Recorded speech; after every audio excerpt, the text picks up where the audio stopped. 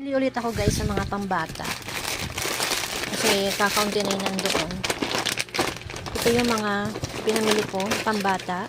Tapos, ito naman yung bago ngayon, Lego. Lego building blocks at saka ito. Sticker. Yan ulit ang aking mga biniling pambata. Ayun.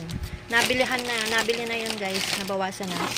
Tapos mga gamis. Kasi ubos ang aking gamis. Tapos bumili ulit tayo nito. Assorted na eyeball. Pang piso lang to guys. Piso lang yan. Madami pa ako dito guys. Mamaya ko na lang ipapakita sa inyo pag na-display na. Ang lahat ng aking pinamiling ito guys ay nagkakahalaga ng 3,115. Itong isang box na ito lang, mga pambata. Itong box na ito ay nagkakahalaga ng 3,115.